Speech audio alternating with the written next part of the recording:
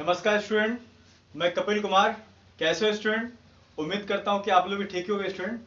आज बहुत important lecture start हो गया स्टूडेंट, और ये एटमॉस्फेरिक पोल्यूशन का लास्ट लेक्चर है student. 9th class ICSE board का लास्ट लेक्चर है। एटमॉस्फेरिक पोल्यूशन का लास्ट लेक्चर है, तो आप इसे मिस मत करिएगा। बड़े अच्छे समझिए, सारे कंसेप्ट को समझिए, स्टार्टिंग से लेकर के लास्ट तक समझिए, ठीक है।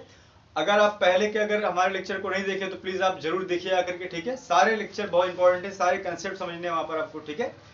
चलो स्टार्ट करते हैं। आज के लेक्चर में हम ये पढ़ेंगे स्टूडेंट, कैसे हमारा जो ओजोन लेयर है, ठीक है, उसका डिप्रेशन हो रहा है, क्या कॉज है, कौन से केमिकल्स उसके लिए होते हैं, ठीक है। तो चलो स्टार्ट करते हैं स्टूडेंट। सबसे पहले अगर हम बात करें आपसे डिस्ट्रक्शन ऑफ ओजोन लेयर, तो chemical responsible for ozone layer destruction, कौन कौन से केमिकल रिस्पॉन्सिबल हैं ओजोन लेयर के डिप्रेशन में। सबसे पहले अगर हम बात करेंगे तो क्लोरोफ्लोरोकार्बन यानी कि सीएफसी, क्लोरोफ्लोरोकार्बन यानी कि इसका शॉर्ट में कहते हैं सीएफसी, क्लोरोफ्लोरोकार्बन। इसका फॉर्मूला क्या होता है स्टूडेंट? CFCl3। क्या होता है? CFCl3। और ये 80% ओजोन लेयर का जो डिप्रेशन हो रहा है, यानी कि ओजोन लेयर में जो होल्स बन रहे हैं धीरे धीरे, उसमें से अकेले यही सिर्फ 80% रिस्पॉन्सिबल है। सोचो कितना डेंजरस है ये। इसके बाद अगर हम बात करें, ये कौन कौन से एलिमेंट कंटेन करता है? कार्बन, फ्लोरीन एंड क्लोरीन को कंटेन करता है, ठीक है स्टूडेंट। और ये यूज किस में होता है हमारी लाइफ में, कहां कहां यूज होता है, पहले इसको पहले समझ लेते हैं। It is use as a chemical in aerosol sprays, coolants, in refrigerator and air condition, dry cleaning fluids, ठीक है। एयर कंडीशनर में, रेफ्रिजरेटर में ये सब यूज होता है, ठीक है। मतलब उससे ये as a by product gas निकलती है उससे, ठीक है। और cleansing agent for the electronic component, जितने भी इलेक्ट्रॉनिक कंपोनेंट होते जाते हैं उसको क्लीन करने के लिए भी इसका यूज होता है स्टूडेंट, ठीक है। आ रहा है समझ में? लेकिन इसका हार्मफुल इफेक्ट भी बहुत ज्यादा है, ठीक है। तो इसका यूज दिखाया जा रहा है कि क्या इसका यूज है, ठीक है, कैसे प्रोड्यूस होता है। लेकिन कुछ और भी केमिकल्स हैं जो ओजोन लेयर को डिप्लेट करते हैं, ठीक। कौन कौन से होते हैं chemicals? Methyl chloride CH3Cl, methyl bromide CH3Br and carbon tetrachloride CCl4। And उसके बाद क्या है स्टूडेंट? ब्रोमोफ्लोरोकार्बन, ठीक है। मीथेन यानी कि CH4, नाइट्रस ऑक्साइड यानी कि N2O। तो ये सारे भी जो होते हैं कंपाउंड भी क्या होते हैं? रिस्पॉन्सिबल होते हैं। लेकिन सबसे ज्यादा रिस्पॉन्सिबल कौन है? Chlorofluorocarbon student. इसके बाद अगर हम बात करें आपसे कॉज ऑफ ओजोन डिस्ट्रक्शन और डिप्लेशन, क्या कारण है, रीजन क्या है, कैसे कैसे ओजोन लेयर हमारा डिप्लेशन हो रहा है, ठीक है। तो इसको रिएक्शन के थ्रू हम देखेंगे पहले लेकिन यहां समझते हैं कैसे होता है। Chemical responsible for this stable, देखो केमिकल जो होते हैं, केमिकल रिस्पॉन्सिबल फॉर दिस, ठीक है, स्टेबल एट एटमोस्फियर। देखो जो भी केमिकल इसके लिए रिस्पॉन्सिबल होते हैं, जो भी गैसेस यानी कि CFC हो गए, जैसे मान लो मीथेन हो गया, ये सारे स्टेबल रहते हैं हमारे एटमोस्फेयर में। लेकिन जब सन लाइट जो होता है, सन से जब भी सन मतलब जब वहां से सन से रेडिएशन जब आता है हमारे अर्थ पर, तो उसके साथ में क्या आता है स्टूडेंट? बहुत सारी रेज आती है, लेकिन उसमें से होता है अल्ट्रावायलेट रेज, जो यूवी रेडिएशन जिसे कहते हैं शॉर्ट में। ये जो होता है स्टूडेंट, ये सारे क्या करते हैं? इन सब कंपाउंड को क्या करते हैं? डिकम्पोज कर देते हैं, ठीक है। आ रहा है समझ में? ये सब क्या करते हैं? डिकम्पोज कर देते हैं, ठीक है। यूवी रेडिएशन जो होती है वो क्या कर देती है? डिकम्पोज कर देती है सब कंपाउंड को, जो हार्मफुल कंपाउंड है ओजोन डिप्लेशन के लिए, ठीक है। यही सबसे बड़ा क्या होता है? मेन कारण होता है स्टूडेंट, ठीक है। और उससे जो बाई प्रोडक्ट बनता है, यानी कि डिकम्पोज जब होता है कंपाउंड, तो उससे बाई प्रोडक्ट जो मिलता है, वो बाय प्रोडक्ट जो होता है स्टूडेंट बहुत ही क्या होता है? रिएक्टिव होता है, ठीक है। वही क्या होता है स्टूडेंट? ओजोन का जो कंसंट्रेशन है हमारे स्ट्रेटोस्फीयर में, उसके कंसंट्रेशन को कम कर देता है स्टूडेंट, ठीक है।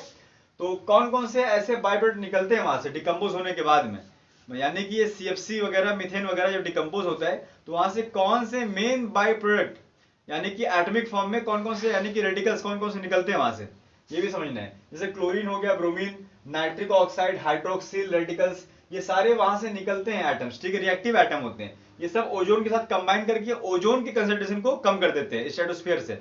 तो इसके चलते क्या होता है? ओजोन में धीरे धीरे क्या हो रहा है? ओजोन लेयर में होल्स होते जा रहे हैं धीरे धीरे, ठीक है। ये अंटार्कटिक में देखा गया स्टूडेंट, ठीक है। अंटार्कटिक रीजन में देखा गया, स्प्रिंग में देखा गया, देखा जाता है, ठीक है। इसके बाद अगर हम बात करें आपसे, this free radicals initiate and catalyse a chain reaction. यही जो फ्री रेडिकल्स बनते हैं, यानी कि यही ब्रोमीन, क्लोरीन या नाइट्रिक ऑक्साइड या हाइड्रोक्सिल रेडिकल्स, ये सारे जो फ्री एटम्स जो होते हैं, यही रिएक्शन को इनिशिएट करने के लिए क्या होते हैं? रिस्पॉन्सिबल होते हैं, ठीक है स्टूडेंट। और एक तरह से एक चेन रिएक्शन स्टार्ट हो जाता है ओजोन को खत्म करने के लिए, ठीक है। और समझ लो, इसमें यहां पर लिखा जा रहा है कि 1 lakh ozone molecules result in ozone depletion, यानी कि इनके ब्रेकडाउन होने से क्या होता है? कम से कम 1 लाख ओजोन के मॉलिक्यूल्स वो क्या होते हैं, डिस्ट्रॉय हो जाते हैं, समझ लो, ठीक है। आ रहा है समझ में। तो ओजोन डिप्लेशन बाय क्लोरोफ्लोरोकार्बन यहाँ पर रिएक्शन के थ्रू दिखाया गया स्टूडेंट, ठीक है। सबसे पहले यहाँ पर देखो दिखाया गया CFCl3, ठीक है। ये CFCl3 यहाँ पर लिया गया है, ठीक है स्टूडेंट। और ये यूवी रेडिएशन के प्रेजेंस में क्या होता है, डिकम्पोज करता है, ठीक है।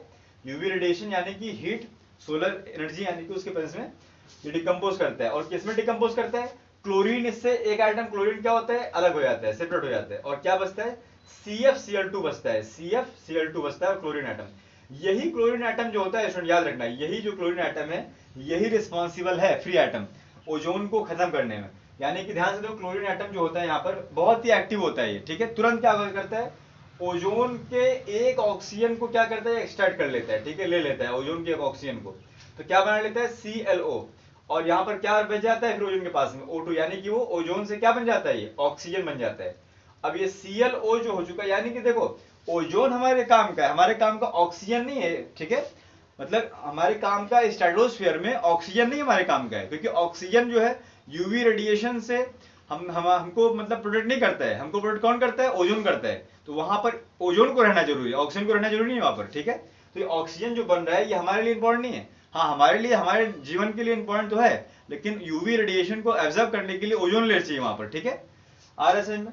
तो ओजोन हमारे लिए इंपॉर्टेंट है, लेकिन हो क्या रहा है, ओजोन जो है ऑक्सीजन में कन्वर्ट हो रहा है धीरे धीरे, यही तो प्रॉब्लम है हमारे लिए, ठीक है। देखो होता है ओजोन ऑक्सीजन में कन्वर्ट, और ऑक्सीजन जो होता है फिर से ओजोन में कन्वर्ट हो जाता है, ये बैलेंस बना हुआ रहता है बराबर बाय नेचर। लेकिन जब पॉल्यूटेड, जब भी इस तरह की गैसेस आ जाती है ना, जैसे क्लोरोफ्लोरोकार्बन, तो उनके चलते क्या होता है, बैलेंस बिगड़ जाता है, तो ओजोन का कंसंट्रेशन क्या होता है, कुछ ज्यादा ही कम हो जाता है, और ऑक्सीजन कंसंट्रेशन बढ़ जाता है।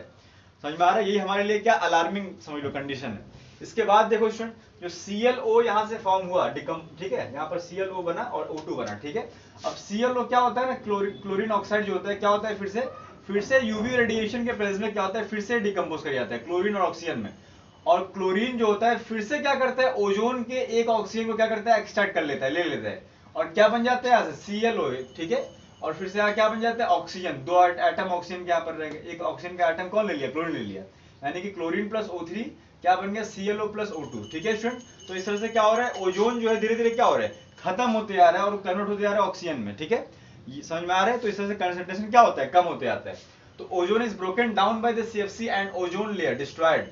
इस तरह से ओजोन क्या होता है, धीरे धीरे ब्रेक होता है, और CFC क्या कर रहा है, ओजोन लेयर को डिस्ट्रॉय कर रहा है धीरे धीरे, ठीक है स्टूडेंट। अब इसके बाद ओजोन होल्स, यानी कि ओजोन का जो लेयर है, एक थिकनेस है ओजोन का, वो थिकनेस क्या हो रहा है, धीरे धीरे कम होते जा रहे हैं, और होल्स में, होल्स मतलब बन गया था, ठीक है, RSL में होल बना जा रहा है धीरे धीरे। तो सेवर यानी कि बहुत ज्यादा depletion of ozone layer seen above the Antarctic region every spring. हर स्प्रिंग में अंटार्कटिक रीजन में क्या होता है, ओजोन लेयर में क्या होता है, धीरे धीरे डिप्लेशन होना स्टार्ट हो जाता है, ठीक है। आ रहा है समझ आप लोगों को। अब इसके बाद देखो कैसे इसको रोका जाए, इस पर भी काफी चर्चाएं हो रही हैं, बात पूरे वर्ल्ड लेवल में हो, चाहे कोई कंट्री हो, सोचता है सब लोग, ठीक है, सब लोग सोचते हैं इसके पीछे। तो अब यहाँ देखो कि इसको रोकने के लिए क्या करना चाहिए, सिंपल सी बात है स्टूडेंट, कोई अल्टरनेट कंपाउंड हमको सोचना पड़ेगा इसके लिए, ठीक है। और ठीक है, इसके प्लेस में कोई अल्टरनेट कंपाउंड सोचना पड़ेगा, और उसके लिए क्या यूज कर सकते हैं हम लोग, हाइड्रोक्लोरोफ्लोरोकार्बन। ये उसके कंपेयर में क्या होता है, ये ओजोन लेयर को डिप्लेशन नहीं करता है, हाइड्रोक्लोरोफ्लोरोकार्बन। क्लोरोफ्लोरोकार्बन जो होता है वो हार्मफुल होता है, लेकिन हाइड्रोक्लोरोफ्लोरोकार्बन ये हार्मफुल नहीं होता है, इसको हम यूज कर सकते हैं, ठीक है। और CFC फ्री मतलब होना चाहिए, ठीक है, यानी कि जितने भी प्रोडक्ट यूज करें तो उसमें लेवल होना चाहिए, CFC फ्री होना चाहिए, ठीक है। तो ये एक इनिशिएट लेना पड़ेगा हम लोग को, ठीक है।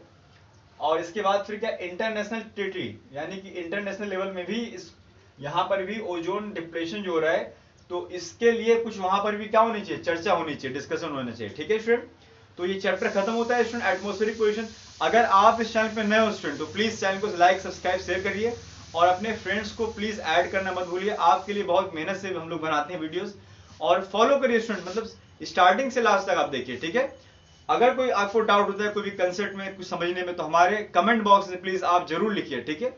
हम पूरी कोशिश करेंगे आपके प्रॉब्लम को दूर करने की, ठीक है। हम लोग इसीलिए हैं, आपके लिए ही हैं, ठीक है। आ रहा है समझ में स्टूडेंट। तो आप इसको अच्छे से समझिए, नोट्स को मेंटेन करिए स्टूडेंट, ठीक है हमारे, और सारे लेक्चर को फॉलो करिए, ठीक है। मैं कपिल कुमार फिर से मिलता हूं आपसे नेक्स्ट लेक्चर में नए कंसेप्ट के साथ में स्टूडेंट, तब तक के लिए अपना ख्याल रखिए स्टूडेंट, थैंक यू।